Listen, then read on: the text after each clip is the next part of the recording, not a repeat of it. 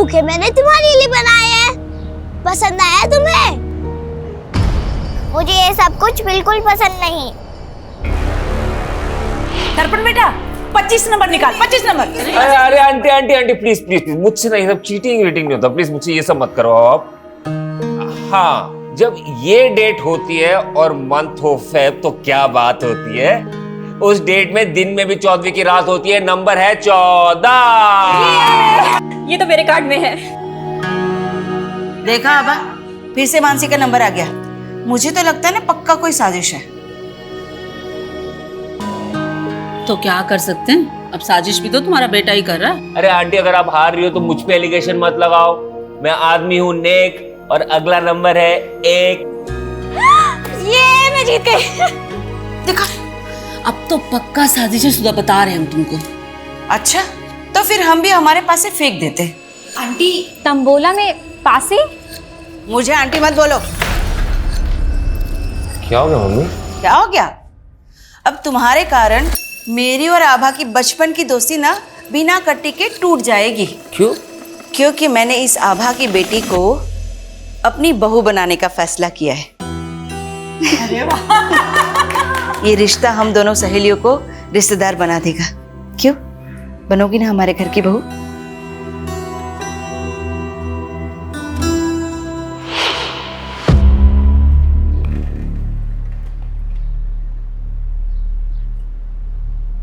Neha, happy Valentine's day!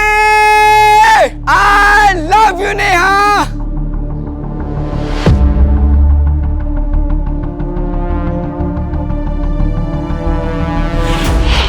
अपनी engagement की सारी पिक्चर्स परफेक्टली पोज्ड है ना? बस एक कमी है, क्या? इनमें मेरे पापा नहीं है। काश वो होते तो। तुम अपने पापा को बहुत मिस करती हो ना? उन्हीं का ड्रीम था कि मैं आईएएस करूं। दर्पण, क्या हम शादी पोस्टपोन नहीं कर सकते? शादी के सेरेमनीज के बीच में मैं एग्जाम की तैयारी कैसे कर पाऊंगी? आई अंडरस्टैंड मानसी, लेकिन मम्मी का ये कहना है कि ये परफेक्ट मुहूर्त है शादी के लिए। देखो, हम दोनों मिलके ना कुछ एक अरेंजमेंट। भैया आपसे आई एम सॉरी, मुझे नहीं पता था भाभी आप यहाँ हो। कोई बात नहीं, मैं तुम्हें कॉल करती हूँ। बाय दीपक। बाय। क्या बात है? बहुत प्रॉब्लम हो रही है, बिजनेस में कोई ग्रोथ ही नहीं है। भाई ग्रोथ तो तभी होगी ना जब गर्लफ्रेंड के साथ पूरा टाइम स्पेंड नहीं करके काम पे ध्यान देगा तू। ऐसा नहीं है भैया, काम पे ध्यान दे रहा हूँ मैं, वो बस थोड़ी इन्वेस्टमेंट की जरूरत है। दीपक, अब तू भाई को मक्खन लगा रहा है। मैं ऑलरेडी इतना इन्वेस्टमेंट कर चुका हूं तेरे धंधे में, 25% भी उसका रिटर्न नहीं आया है। पर रिटर्न आएगा, थोड़ा टाइम लगता है ना, और इस बार थोड़ी इन्वेस्टमेंट की जरूरत है, बस 5 लाख रुपए चाहिए। 5 लाख? 5 लाख रुपए कहाँ से आएंगे? हाँ, अरे पता है ना तेरे भाई की शादी है, कितने खर्चे लगेंगे उसमें? माँ शादी है तो दहेज भी मिलेगा ना। और मानसी भाभी के घर वाले 5 लाख रुपए नहीं दे सकते। ये दीपक क्या बकवास कर रहा है? तू बोलना क्या चाह रहा है? मानसी की फैमिली से भी हम लोग दहेज लेंगे? भैया मेरा वो मतलब नहीं। एकदम निकम्मा है तू। हम लोगों का नाम डुबाना चाहता है क्या? हाँ मैं ही डूब रहा हूं आप लोग का नाम ना यहाँ पे, और भैया बहुत रोशन कर रहा है आप लोग का नाम। कराओ इनकी शादी और देखो मेरी बर्बादी। ये लड़का पता नहीं कब सुधरेगा।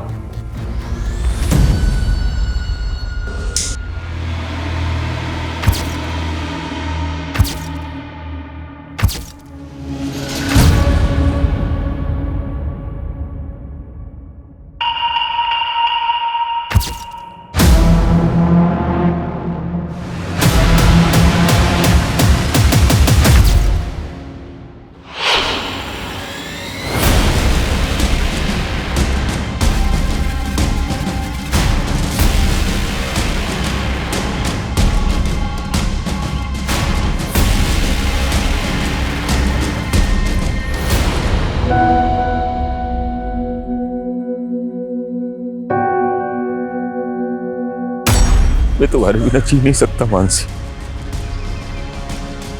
लेकिन तुम्हारे लिए मर तो सकता हूं।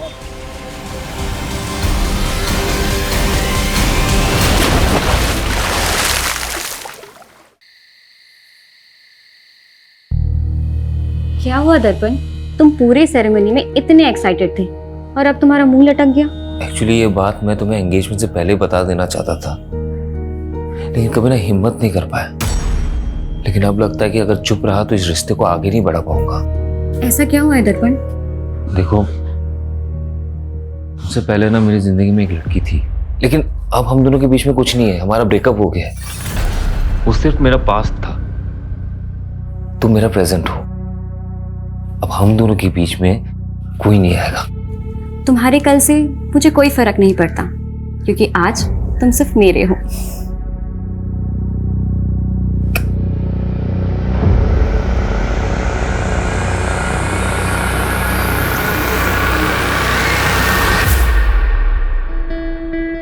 अरे वाह, ये हुई ना बात। बहुत प्यारी लग रही हो, किसी की नजर ना लगे। थैंक्स मम्मी जी।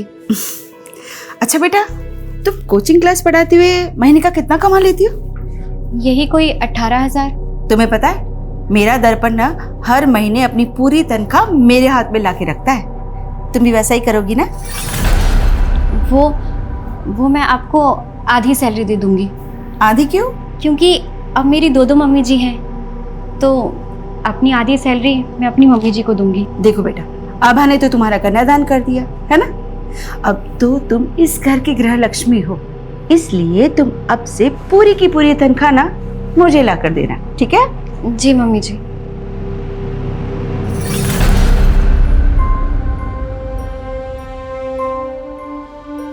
मानसी, मम्मी थोड़ी पुरानी ख्यालात की है, उन्हें तुम पॉजिटिव ले लो। ये लो कुछ पैसे, तुम ये अपने घर वालों को दे देना। लेकिन मैं ये पैसे उन्हें नहीं दे सकती। क्यों नहीं दे सकती? मैं कोई गैर हूं क्या? अरे उनका दामाद हूं। मैंने उन्हें प्रॉमिस किया है कि मैं आपको हमेशा खुश रखूंगा। प्रॉमिस किया था ना? हाँ, चलो इसे रखो और अभी स्माइल कर दो, स्माइल कर दो प्लीज प्लीज प्लीज प्लीज।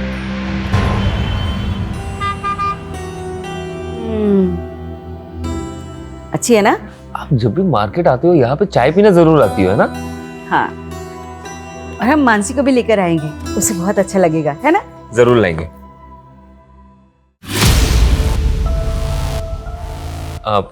माँ आप चाय पियो, मैं बस 1 मिनट में। यहाँ पे क्या कर रही हो? तुम्हें देखने आई थी। तुम मुझे बुला सकते हो पर मैं नहीं। क्यों पीछा कर रही हो? तुम्हें पता है ना मैं शादीशुदा हूँ। मेरे पापा के गुस्से की सजा मुझे मत दो। बातों का अब कोई फायदा नहीं कोमल, मैं अपने शादी से खुश हूँ। तुम सिर्फ मेरे थे, मेरे हो और मेरे ही रहोगे। मैं तुम्हें किसी और के साथ नहीं देख सकती। प्लीज सीन क्रिएट मत करो, रियली सॉरी।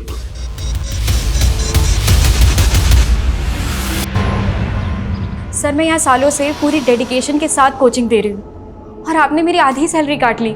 देखो मानसी, तुमने अपनी शादी के लिए 10 दिन की छुट्टी ली थी, तब मैंने 1 पैसा नहीं काटा।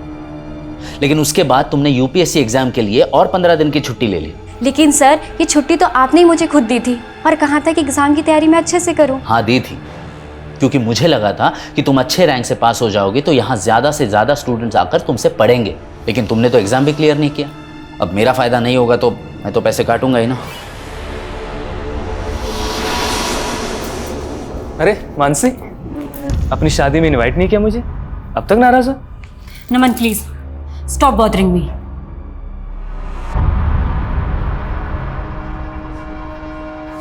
Good morning ma'am.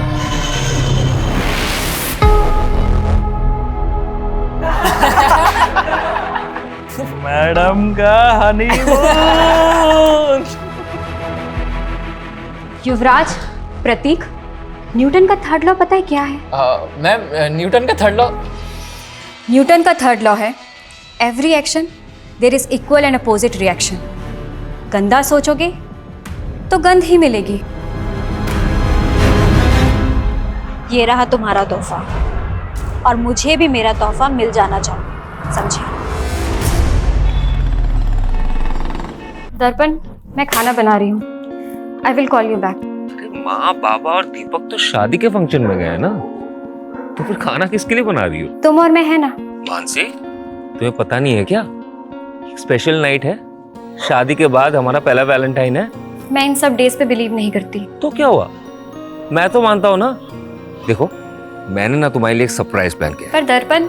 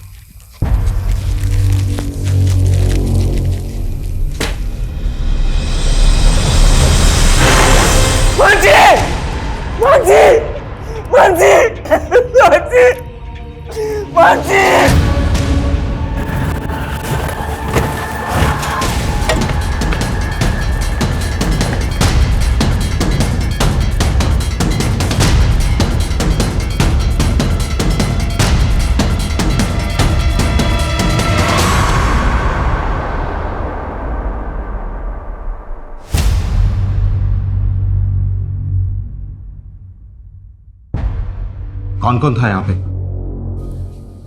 मैं और मानसी थे सर। शादी के बाद ये हमारा पहला वैलेंटाइन था। मानसी, क्या क्या हुआ? मानसी, क्या हुआ? मानसी, अरे ये क्या हुआ? मानसी को क्या हुआ? पीछे हटिया। सर लगता है क्रिमिनल ये लॉक तोड़ के अंदर आए होंगे, क्योंकि लूट के भी निशान लग रहे हैं सर। कहीं किसी गैंग का काम तो नहीं सर ये? मानसी, मानसी, मानसी,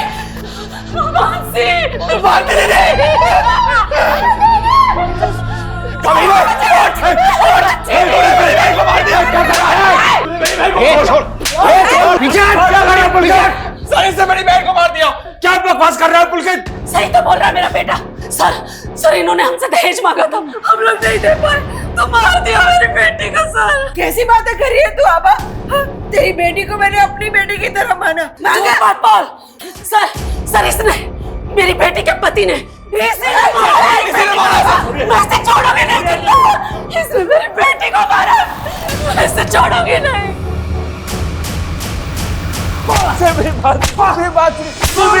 मैंने कुछ नहीं किया। जब मानसी का मर्डर हुआ तेरे अलावा घर पर कोई नहीं था। अब सच सच बोल, किसने मारा उसे? बोल। आप मुझे जितना मारना है आप मुझे मार लीजिए इंस्पेक्टर साहब, लेकिन ये मत कहिए कि मैंने उसे मारा है। सर इसके बाप ने इसकी जमानत करवा ली है।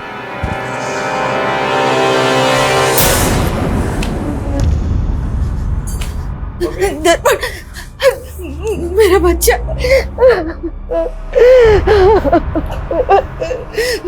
माँ फिक्र मत करो, मानसी के घर वाले कुछ नहीं कर पाएंगे। मेरी बात हुई है लॉयर से, वो सब संभाल लेगा।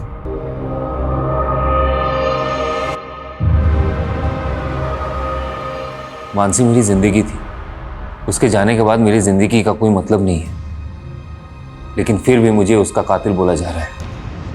नहीं बर्दाश्त हो रहा मुझसे। मैं मानसी के बिना जीना नहीं चाहता, इसलिए आत्महत्या कर रहा हूं। मैं तुम्हारे बिना जी नहीं सकता मानसी।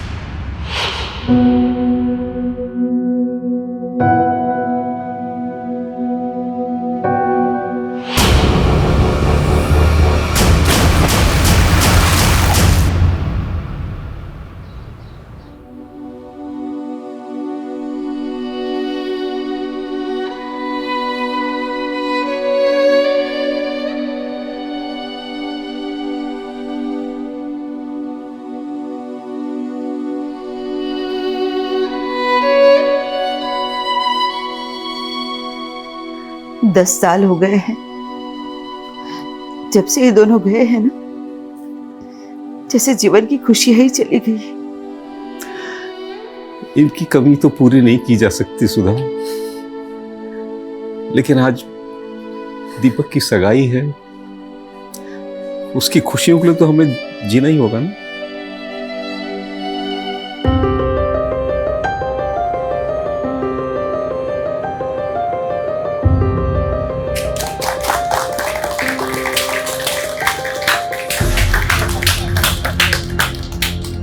वाह सुधा वाह, मेरी बेटी की जिंदगी बर्बाद करके अब दूसरे के घर की बेटी की जिंदगी बर्बाद करने चली है।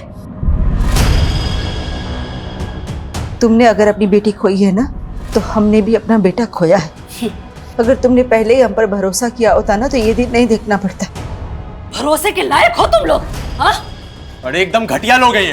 पुलकित मत कर। इस दीपक के बड़े भाई ने मेरी बहन से शादी करके उसका मर्डर कर दिया। अब ये आपकी बेटी को भी नहीं छोड़ेंगे। हाँ। ऐसा कुछ नहीं, झूठ बोल रही है इशिका। पापा कैसे लोगे? नहीं करनी मुझे यहाँ शादी। और तुम बर्फी देवी जी सुनिए, मेरी बात सुनिए। अरे ऐसा कुछ छोड़ूंगा नहीं तुझे मैं।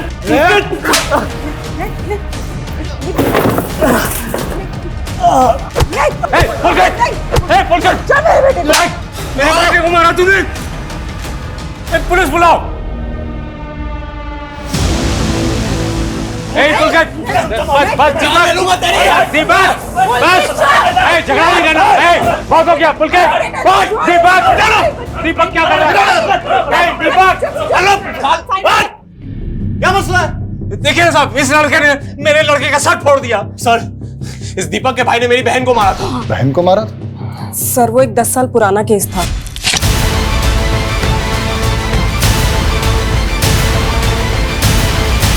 हाँ, मेरे बेटे ने कुछ नहीं किया था। इनके झूठे आरोप है सारे।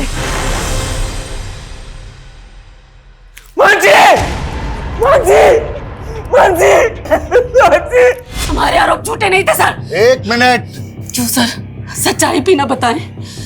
मेरी बेटे की वो लाश, आज भी सर मुझे वो दिन याद आता है। मेरा दिल सहम जाता है। हम भी सहम गए थे और मेरा बेटा भी। इनके झूठे आरोपों की वजह से मेरा बेटे ने आत्महत्या कर ली।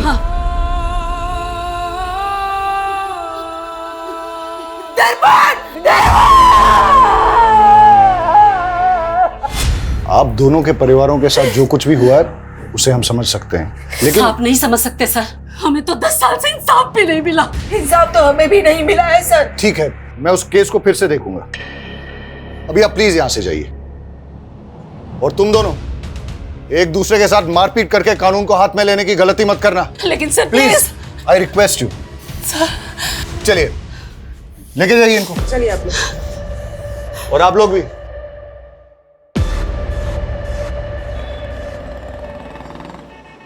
हेलो। हाँ हाँ सुधा, अरे कहाँ हो तुम? मैं बाजार आई थी सब्जियां लेने के लिए। घर में एक भी सब्जी नहीं थी। अरे तो इतनी रात को जाने की क्या जरूरत थी? यहाँ घर में कुछ ना कुछ फ्रिज में रहता ही है ना। अरे आप तो खा लेते, लेकिन दीपक नहीं खाने वाला ना, उसके तो 100 नखरे हैं। हाँ अरे लगता है दीपक आ गया। तुम भी जल्दी आओ, मैं देखता हूँ दरवाजे पे। ठीक है?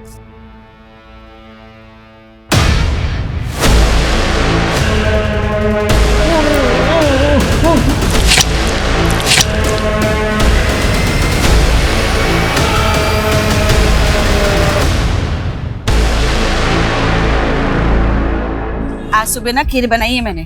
आपकी सास को बहुत पसंद है ना, लेते जाइएगा उनके लिए। अरे हाँ दीदी, आपके हाथों की खीर की बहुत तारीफ करती है मेरी माँ जी। अच्छा, आज खिला भी दीजिएगा।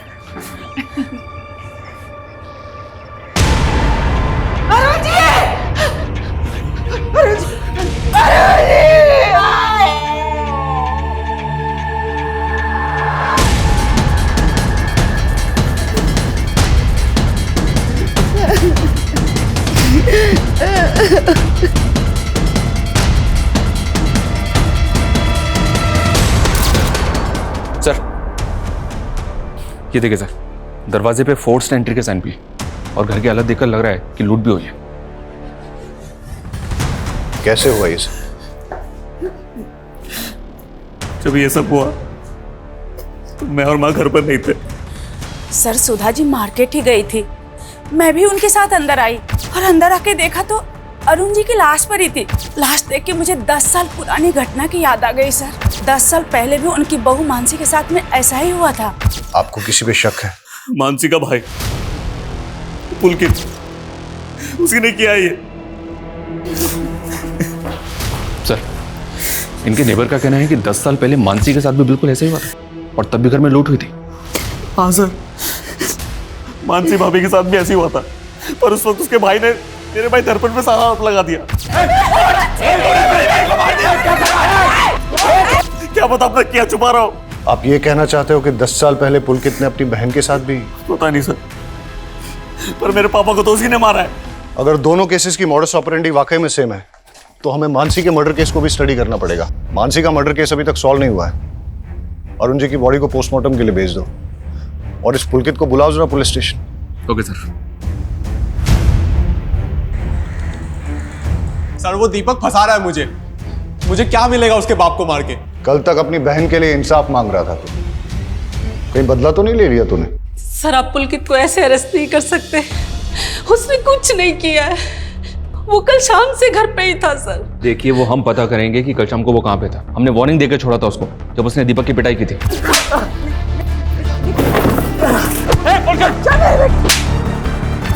पर अब नहीं। अभी आप प्लीज यहाँ से जाइए और हमें अपना काम करने दीजिए। मानसी और अरुण के मर्डर की पोस्टमार्टम रिपोर्ट में काफी सिमिलैरिटीज हैं।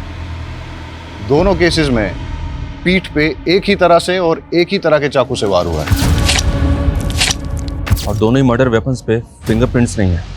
मतलब साफ है सर, ये कातिल ने ग्लव्स पहन रखे हों। क्राइम सीन पे मेन लॉक को तोड़ा गया है, फिर लूट हुई है, लेकिन कोई भी अननोन फिंगरप्रिंट डिटेक्ट नहीं हुआ है। अच्छा सर, मानसी केस में पुलिस की थ्योरी थी कि ये काम किसी गैंग का हो सकता है, लेकिन ऐसे किसी गैंग का अभी तक पता चला नहीं है।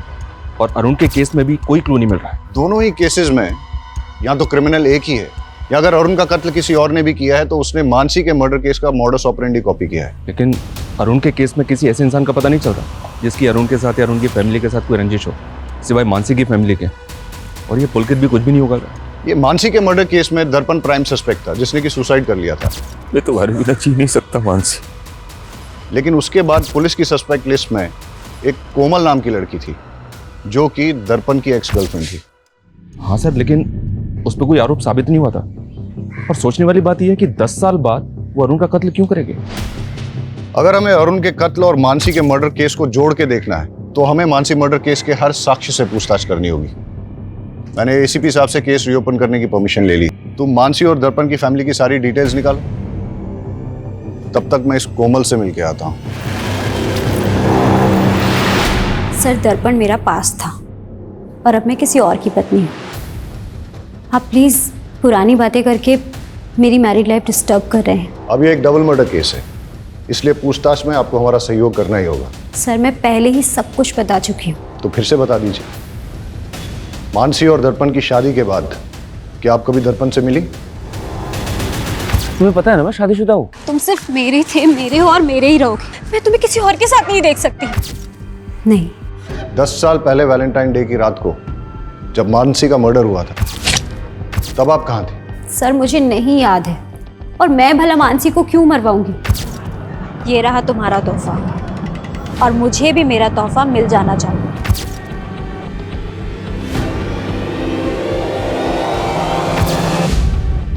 आपका और दर्पण का ब्रेकअप क्यों हुआ? क्योंकि मेरे पापा नहीं चाहते थे कि मैं दर्पण से शादी करूं। आपके पापा पॉलिटिकल लीडर थे? जी। मानसी के मर्डर और दर्पण के सुसाइड केस की इन्वेस्टिगेशन का रडार जब आपके ऊपर आया, उसके बाद उन्होंने काफी कुछ मैनिपुलेट करने की कोशिश की थी। सर, मेरे ऊपर झूठे आरोप लगाए गए थे, मेरे कैरेक्टर पे उंगली उठाई जा रही थी। इनफैक्ट आप समझ भी नहीं सकते कि मैंने क्या क्या सहा था, पर लास्ट में मेरे खिलाफ कुछ साबित नहीं हो पाया। मानसी का मर्डर केस अब रीओपन हुआ है। अगर आपके स्टेटमेंट में कुछ भी झूठ निकला तो फिर आप देख लीजिएगा।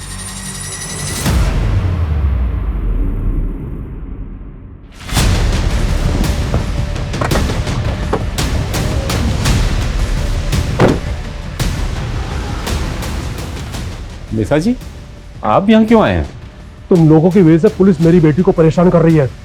अगर इन सब बातों की गाज मेरी पॉलिटिकल इमेज पर पड़ी तो मैं तुम लोगों को छोड़ूंगा नहीं।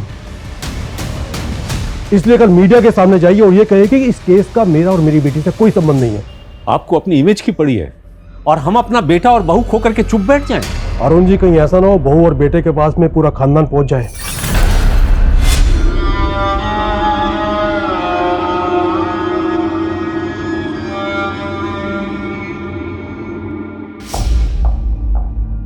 मेरी बेटी की अच्छी सास बनने का नाटक तूने बहुत कर लिया सुधा। हाँ भा, तुझे अभी भी अपनी बेटी की ही पड़ी है? अरे मैंने तो अपना बेटा, अपनी बहू, अपने पति तक को खो दिया है। तुझे याद है हम दोनों ने अपने बच्चों के लिए कई सपने देखे थे। वो सब एक छलावा था। मेरी बेटी की हाय लगेगी तुझे, और तुझे तेरे किए की सजा जरूर मिलेगी, देख लेना। मतलब ये सब कुछ तेरा बेटा? उसे अंदर भेज के ये मत सोच लेना कि मैं झुक जाऊंगी। उसे तो मैं छुड़ा ही लूंगी, लेकिन तुझे कहीं का नहीं छोड़ूंगी, याद रखना।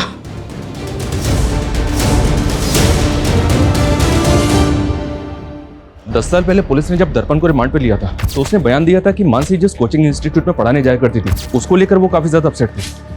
लेकिन सर केस फाइल देख के लग नहीं रहा है कि पुलिस ने ज्यादा इंक्वायरी की थी। चलो अब हम इंक्वायरी करते हैं।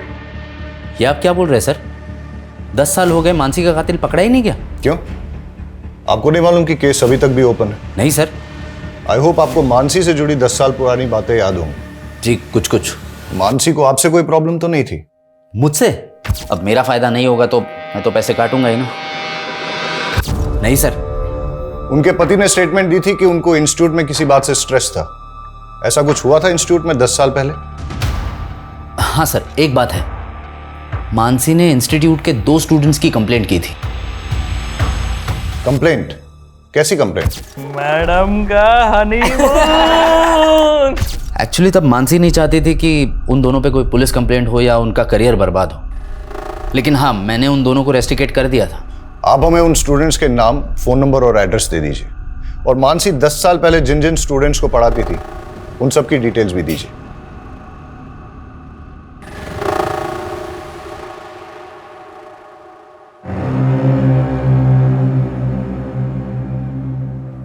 मम्मी ये लो दवाई खा लो।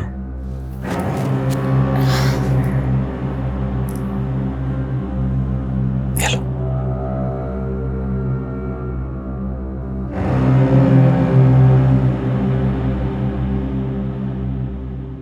मम्मी मुझे लगता है ना इस घर में मनुष्यत का दाग लग चुका है। हम एक काम करते हैं, इस घर को बेच देते हैं और कहीं और जाके फिर से नई जिंदगी की शुरुआत करते हैं। Mummy mummy mummy mummy mummy अब ठीक? मम्मी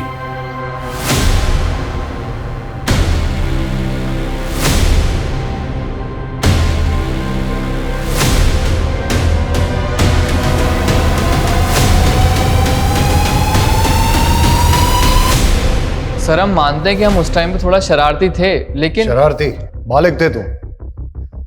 क्लास में न्यूड स्केच ड्रॉ किया और अपनी टीचर पर अभद्र कमेंट लिखा। इसी की वजह से तुम्हें इंस्टीट्यूट से रस्टिकेट किया गया था, है ना? और हो सकता है कि बदला लेने के लिए तुमने मानसी को।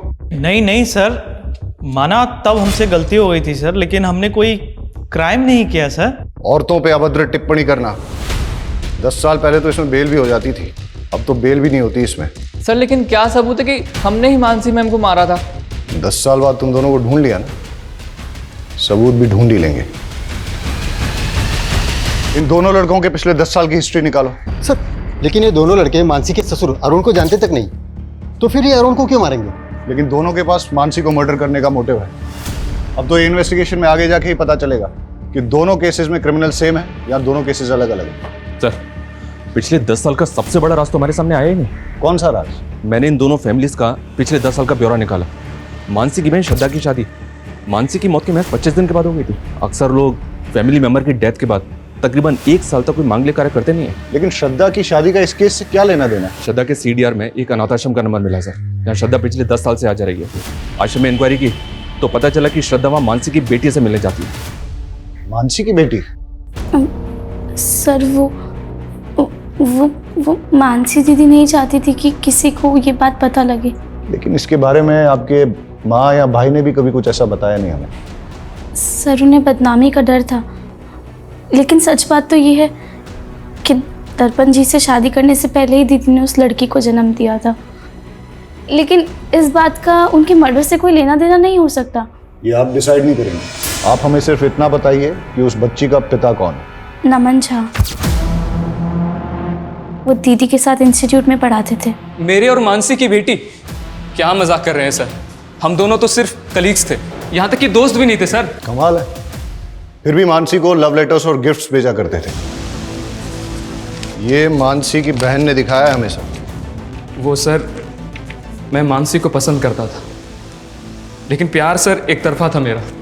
फिर बच्चा कहाँ से आया? सर वही तो मैं बोल रहा हूँ, मेरे और मानसी के बीच फिजिकल रिलेशन था ही नहीं, तो बच्चा कहाँ से होगा? डीएनए टेस्ट करवाओ इसका।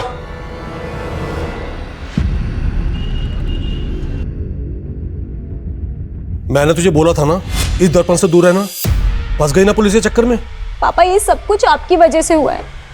आपने क्यों मुझे और दर्पण को शादी नहीं करनी दी?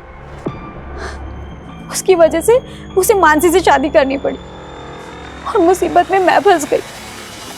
डोंट वरी बेटा, बेटा भले ही मैं पावर में नहीं हूं, लेकिन फिर भी इतना पावरफुल हूं कि तुझे छोटी मोटी मुसीबत से निकाल सकूं।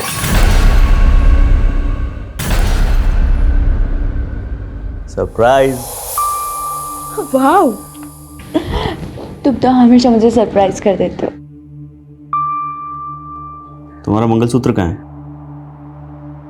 वो तो मैंने उतार दिया। तुम मुझसे मिलते हो ना तो मुझे गिल्ट लगता है कि मैं अपने हस्बैंड को धोखा दे रही हूँ। लेकिन क्या है कि तुम मंगलसूत्र में और सुंदर लगती हो। जाओ पहन के। क्या यार, तुम मुझसे प्यार करते हो मंगलसूत्र से? मुझे कुंवारी लड़कियां पसंद ही नहीं आती। जाओ पहन के आओ।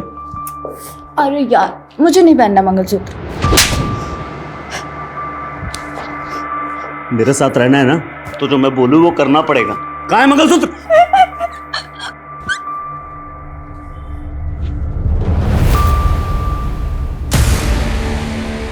इधर आओ। बस हो गया हो गया। अच्छी लग रही हो। लड़कियों पे मंगलसूत्र का tag. This is my swag. Sir Naman का डीएनए तो उस बच्ची के डीएनए से मैच नहीं हुआ, लेकिन उस बच्ची का डीएनए मानसी के प्रेजर्व्ड डीएनए से 50% तक मैच हो गया। जेनेटिक मैच 50%, मतलब बच्ची मानसी की नहीं है, लेकिन मानसी की फैमिली में से ही किसी की है, इसलिए डीएनए मैच 50% ही मिला है। श्रद्धा ने जो स्टेटमेंट दिया है वो भी गड़बड़ है सर। मर्डर से पहले मानसी रेगुलर इंस्टीट्यूट जा रही थी। अगर तब वो प्रेग्नेंट होती तो सबको पता होता। और श्रद्धा ने ये भी नहीं बताया कि उसकी डिलीवरी कहाँ हुई थी। सर मैं बहुत डर गई थी, मुझे कुछ समझ में नहीं आ रहा था कि मैं आपको क्या जवाब दूं। तो बच्ची आपकी है, लेकिन अनाथ आश्रम के रिकॉर्ड में उस बच्ची की माँ का नाम मानसी क्यों है? सर श्रद्धा के साथ धोखा हुआ था। 18 की भी नहीं हुई थी सर, और सिद्धार्थ ने इसकी जिंदगी तबाह कर दी। सिद्धार्थ, मेरी बहन नाबालिग है, तुझ पे रेप चार्ज लगेगा। नहीं दीदी, ये क्या कह रहे हो? सिद्धार्थ मुझसे बहुत प्यार करता है। अरे तुझे ये नहीं दीदी, मैं उससे बहुत प्यार करता हूँ, मैं शादी भी उसी से ही करूँगा। बाद में वो मुकर गया और हम इज्जत के डर से आपके पास नहीं आ पाए, और डॉक्टर ने भी इसका अबॉर्शन करने से मना कर दिया। इसलिए दीदी भी टेंशन में थी, तो हमने श्रद्धा को मामा के घर भेज दिया। हम सोच ही रहे थे कि उस बच्ची का क्या करें, तभी मानसी का मर्डर हो गया।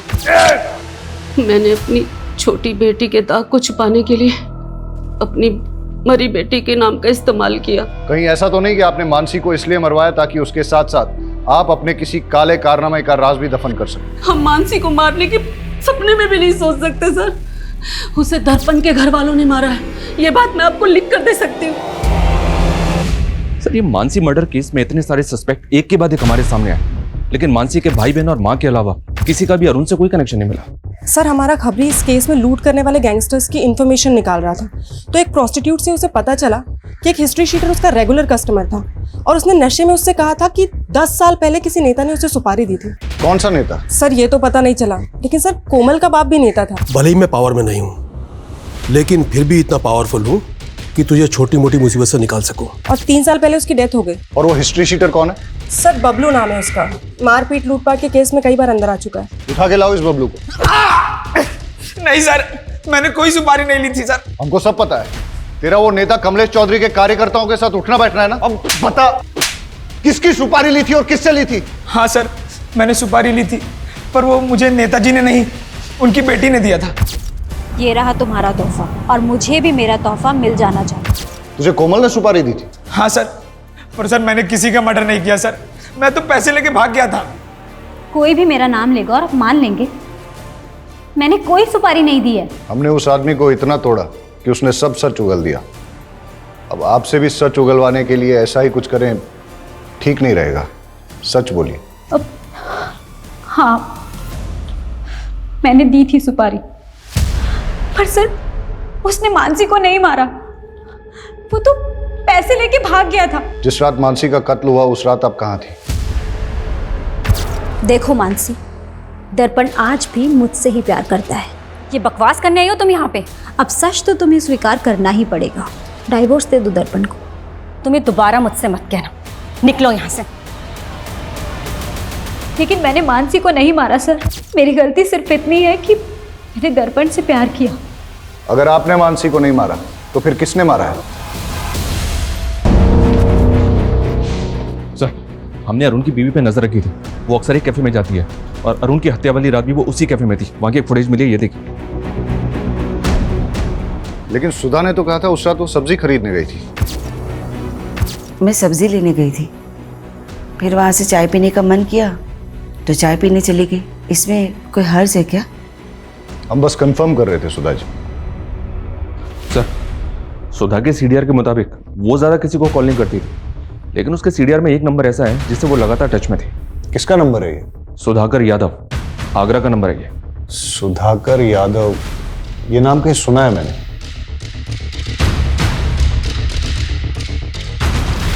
मानसी मर्डर केस में इससे पूछताछ हुई थी। दर्पण का दोस्त है ये, मिलते हैं इससे। सर मैं ही सुधाकर हूँ, लेकिन मैंने कभी भी दर्पण की माँ को कॉल नहीं किया है। सुधा के कॉल डिटेल्स में ही मिला है हमें ये नंबर। ये नंबर आप ही के नाम पे है ना? सर मैंने कभी ये नंबर लिया ही नहीं है। ये नंबर आपके आईडी पे लिया गया है। आपने नहीं लिया तो किसने लिया है? सर मुझे कुछ समझ में नहीं आ रहा है।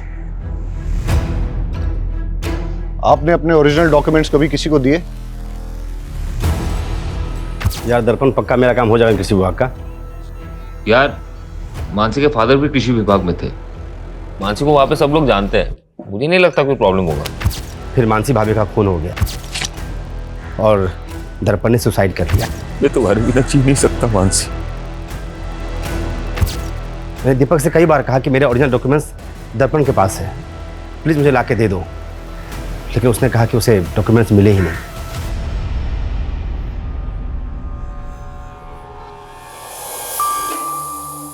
इतना ही पसंद है तो अपने नाम का मंगलसूत्र क्यों नहीं बना देते? तू पागल हो गई है क्या? शादी कुंवारी लड़कियों से की जाती है। कल तक तो तुम्हें शादीशुदा लड़कियां पसंद थी, अब कोई और पसंद आ गई क्या? क्या हो गया तुझे? जैसे चल रहा है वैसे चलने देना। नहीं चलेगा अब मैं तुम्हारी बातों में नहीं आने वाली। मुझे मना करेगी? मेरी इतनी हिम्मत है? मेरी इंसल्ट करेगी? उठ! ज्यादा हिम्मत आ गई तेरे अंदर है? मेरी इंसल्ट करेगी?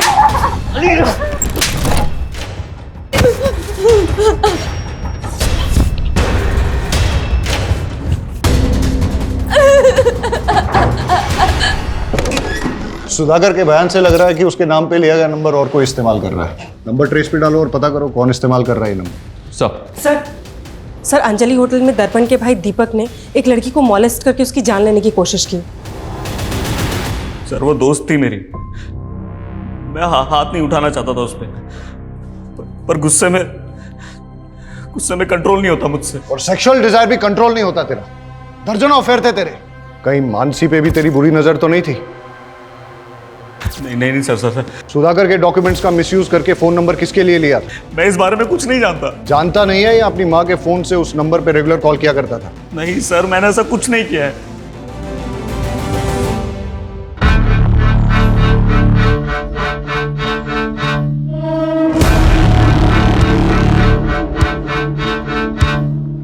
वेटर,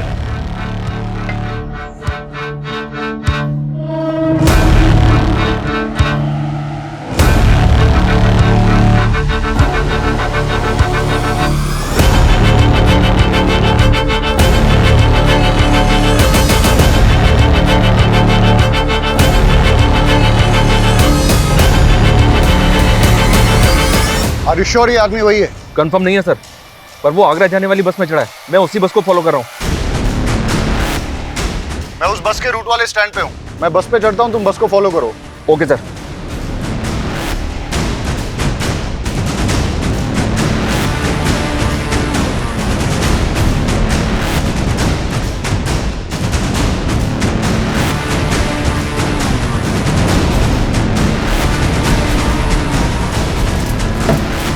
मुझे ऐसा लगता है मैंने आपको कहीं देखा है। जी नहीं, मैं तो आपको नहीं जानता। अब मेरा स्टॉप आ गया है। Excuse me. भैया रुक जाओ, मेरा स्टॉप आ गया है। अरे भैया जल्दी रोको ना यहाँ पे। हेलो, गाड़ी रोको।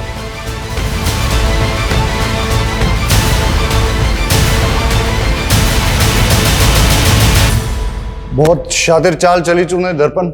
मानसी के मर्डर केस में तुझे फांसी ना हो जाए, इसलिए अपना नाम और पहचान बदल ली। तेरी गर्लफ्रेंड कोमल ने हमें सब कुछ बता दिया है। सारे फसाद की जड़ तो वही है ना सर। मैं कोमल से बहुत प्यार करता था, उससे शादी करना चाहता था।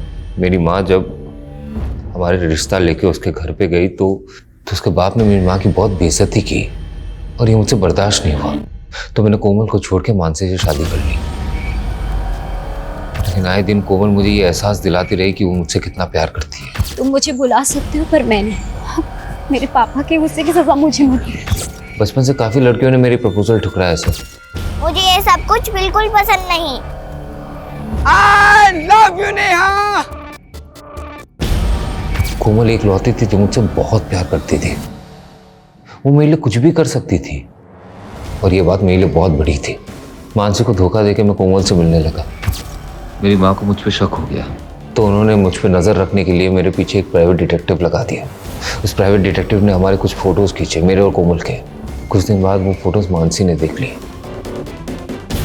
कहते थे कोमल सिर्फ तुम्हारा पास्ट थी और अब हम दोनों के बीच कोई नहीं आएगा, तो फिर ये क्या है? देखो मानसी, मैं कोमल को भुला नहीं पा रहा हूँ। बेहतर यही होगा कि तुम मुझे डिवोर्स दे दो। क्या? एक म्यान में दो तलवार तो नहीं हो सकती ना सर। तो मैंने वो तलवार चुनी जिसमें मोहब्बत की रवानगी थी।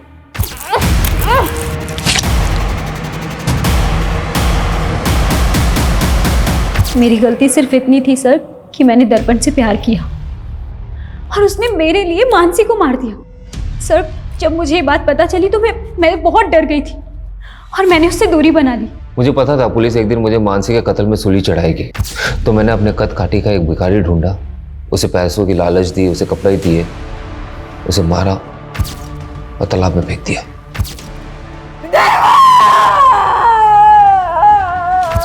और फिर हुलिया बदल के तू गायब हो गया और सुधाकर का आईडी था तेरे पास, उसके नाम पे तूने एक फोन नंबर भी ले लिया। एक बात बता मेरे को, तेरी इन काली करतूतों के बारे में तेरी माँ को पता है? और अपने पिता को क्यों मारा तूने? माँ उन्हें दिलासा देना चाहती थी कि मैं जिंदा हूँ। दर्पण तू जिंदा है? हाँ, हमारा बेटा जिंदा है। झूठ बोला तुमने मुझसे? इतने दिनों छुपा के रखा? अभी पुलिस को फोन लगाता हूं मैं। नहीं, अरे क्या करे, कट कीजिए। अरे हमारा बेटा है वो। झूठ बोला तुमने मुझसे? उन्होंने मेरे सामने मेरी माँ को थप्पड़ मारा था और मुझे धमकी दिया कि अंदर करवा देगा। उस दिन तो मैं वहां से चला गया और घर वापस जाके पापा को। माँ हूं मैं, मेरे लिए मेरे बच्चे से बढ़कर कुछ भी नहीं। एक कातिल की माँ हो आप और अपने बेटे के गुनाह में बराबर की भागीदार हो। प्यार और ममता में लोग इतने अंधे हो जाते हैं कि वो ये देख ही नहीं पाते कि दर्पण जैसे लोग कितने खतरनाक हैं। इस तरह के लोग न तो रिश्तों की परवाह करते हैं, न ही जज्बातों की। और अक्सर ऐसे लोगों को पहचानने में हम लोग गलती कर देते हैं। आज भी हमारे देश में कई औरतें ऐसी हैं जो अपने पति के अत्याचार और घरेलू हिंसा की शिकार हैं, लेकिन जीवन भर सहती रहती हैं। अगर अन्याय के खिलाफ आवाज न उठाई जाए तो उनका हश्र यह भी हो सकता है कि वो अपनी जान गंवा दे, जैसा कि मानसी के साथ हुआ।